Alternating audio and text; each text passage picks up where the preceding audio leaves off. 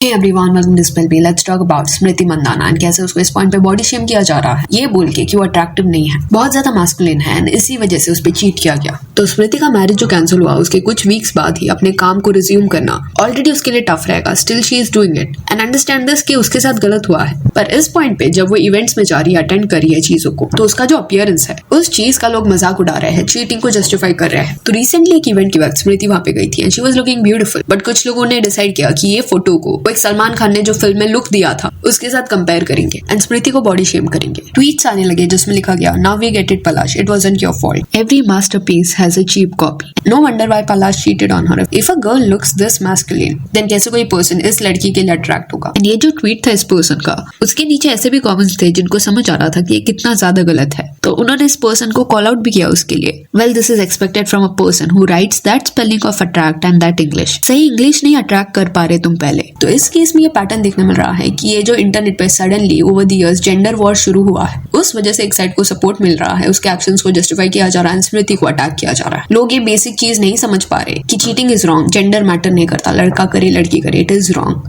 Now don't say this कि इस page पे ऐसा कुछ होता है। समांता एंड उसके हस्बैंड को भी पास्ट में कॉल आउट किया गया है, या वो पुराना केस जहाँ पे जिस हस्बैंड को हरास किया गया था, चीट किया गया था, जबकि उसने अपनी वाइफ को सपोर्ट किया था। तो जेंडर के बेसिस पे बायस यहाँ पे नहीं होता, बट स्टिल क्योंकि इस पॉइंट पे ये टॉक्सिसिटी चल रहा है इंटरनेट पे कि फीमेल मेल से डिवाइड करो एंड जेंडर देख के सपोर्ट दो, this is clearly messed up. Logic use करो, अगर कोई चीज गलत है उसको गलत बोलो। अभी स्मृति जो है वो एक स्पोर्ट्स प्लेयर है, देश के लिए खेलती है एंड मसल्स होना नॉर्मल है। इवन इफ वो एक प्लेयर नहीं रहती, कोई नॉर्मल पर्सन रहती एंड उसका ये विश रहता कि उसको मसल्स बिल्ड करने हैं, स्टिल किसको हक नहीं बनता उसको शेम करने का। स्मृति करंटली 29 ईयर्स ओल्ड है एंड यंग एज से उसने क्रिकेट खेलना शुरू कर दिया था। कोई भी स्पोर्ट्स पर्सन क्यों ना हो, उसने अगर डिसाइड किया है कि स्पोर्ट्स की कैटेगरी में करियर बनाना है, सक्सेसफुल होना है, देन एक्सटेंसिव ट्रेनिंग, डिसिप्लिन ये उनका लाइफ का पार्ट बन जाता है, उनका नॉर्मल रूटीन है ये। एंड मेजॉरिटी लोग जो खेलते हैं उनका फिजिक बिल्ड स्ट्रॉन्ग रहता है, बट क्या इसका मतलब ये है कि सर्टेन जो क्रिकेट प्लेयर्स है जिनका बिल्ड ऐसा नहीं है उनको आप ट्रोल करोगे, उनको बॉडी शेम करोगे? नहीं करोगे। तो सेम रिस्पेक्ट स्मृति को क्यों नहीं दिया जा रहा?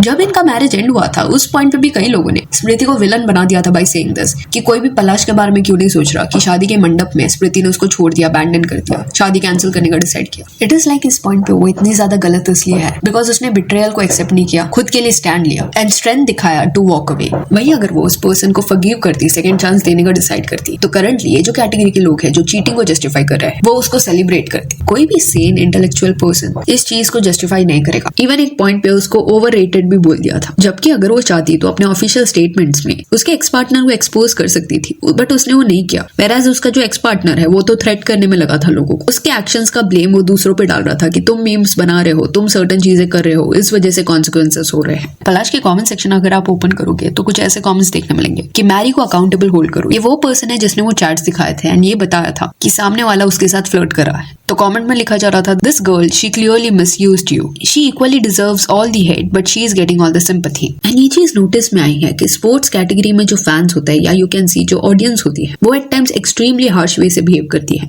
अगर उनके ओपिनियंस किसके साथ मैच नहीं होते उनको left right and centre shame किया जाता है, लोगों को बॉडी शेम किया जाता है, लुक शेम किया जाता है। एंड दे एक्सपेक्ट दिस कि उनके जो फेवरेट प्लेयर्स है उनके स्पाउस को बहुत ज्यादा ब्यूटीफुल होना चाहिए, उनके ब्यूटी स्टैंडर्ड के अकॉर्डिंग उनको फिट बैठना चाहिए, क्योंकि अगर वो नहीं बैठेंगे तो दे विल गेट ट्रोल्ड। अभी करंटली जो स्मृति मंदाना के साथ हो रहा है वो पास्ट में और भी कई लोगों के साथ हुआ है जो इस कैटेगरी से एसोसिएटेड है। अभी कुछ हफ्ते पहले ये खबर बाहर आई थी कि सौरव गांगुली की जो वाइफ है डोना गांगुली, उन्हें इतना ज्यादा इंटरनेट पे बॉडी शेम किया गया था दैट शी डिसाइडेड कि वो अथॉरिटीज के पास जाके हेल्प लेगी। देन जसप्रीत बुमराह की जो वाइफ है संजना, उसके भी सर्टेन फोटोज के नीचे उसको शेम किया जाता था बिकॉज उसने वेट पुट ऑन कर लिया। तो संजना के पोस्ट के नीचे किसने तो कमेंट किया था, भाभी मोटी लग रही है। एंड रिटर्न में संजना रोट, स्कूल की साइंस टेक्स्ट बुक तो याद होती नहीं है तुमसे, बड़ा औरतों के बॉडीज के बारे में कमेंट कर रहे हो, भागो यहाँ से। एंड देन यूजी के साथ भी हो चुका है, जब धनश्री के साथ उसका मैरिज हुआ था उस पॉइंट पे इनिशियल डेज में यूजी को तभी शेम किया जा रहा था बाय सेइंग दिस कि क्योंकि वो इतना ज्यादा सक्सेसफुल है इस वजह से इतनी ब्यूटीफुल वाइफ उसको मिली, अदरवाइज कोई वो नॉर्मल पर्सन होता, फेमस नहीं रहता तो वो उसको देखते भी नहीं। कई ऐसे मीम्स बने थे दैट बिकॉज वो एक क्रिकेटर है इस वजह से इतनी अमेजिंग वाइफ मिली। तो clearly that was also harsh. And जैसे इनका डिवोर्स हुआ, सेपरेशन हुआ, धनश्री को लोगों ने शेम करना शुरू कर दिया। इस बार बॉडी शेमिंग नहीं हो रहा था बट SLUT शेम किया जा रहा था, उसको गालियां दी जा रही थी, R वर्ड बुलाया जा रहा था उसके कमेंट सेक्शन में। सिमिलर बैकलैश नताशा ने भी फेस रेस किया है, जबकि हार्दिक ने यूजी जैसे कभी नताशा के अगेंस्ट कोई स्टेटमेंट नहीं दिया है। एंड लोगों को पता भी नहीं है कि एग्जैक्टली व्हाट हैज हैपेंड। कि हार्दिक की जो एक्स गर्लफ्रेंड है उसने तो सर्टेन एक कमेंट सेक्शन में ये बात को अग्री भी किया था कि वो एंड हार्दिक तब से साथ में है जब हार्दिक का डिवोर्स भी नहीं हुआ था, बट उस कमेंट को लोग इग्नोर करते हैं एंड ये अज्यूम किया जाता है कि कंप्लीटली नताशा का फॉल्ट है, उसको हेट दिया जाता है, उसको गालियां दी जाती है। तो स्पोर्ट्स कैटेगरी में कहीं ना कहीं टॉक्सिक फैंस कई सारे देखने मिलते हैं, जिनके लिए बॉडी शेमिंग, एसएलयूटी शेमिंग ऐसे कमेंट्स करने से पहले वो दो बार नहीं सोचते। एंड हार्दिक के पार्टनर्स के साथ अभी भी ये हो रहा है। इस पॉइंट पे माहिका जो एक मॉडल है उसको हार्दिक डेट कर रहा है एंड माहिका को जो इस पॉइंट पे अननेसेसरली लोग हेट दे रहे हैं वो बिल्कुल भी जस्टिफाइड नहीं है, बिकॉज उसने हार्दिक को तब डेट करना शुरू किया था जब वो सिंगल है एंड उसका डिवोर्स कंप्लीटली हो चुका है फाइनलाइज। स्टिल माहिका के लुक्स के अराउंड लोग बात करते हैं, उसको कलर शेम किया गया, लोगों ने ये लिखा गया कि हार्दिक भाई की चॉइस इस पॉइंट पे अच्छी नहीं है, नताशा ज्यादा बेटर थी, वियर्ड लग रही है, इसको हार्दिक भाई ने क्यों चूज किया,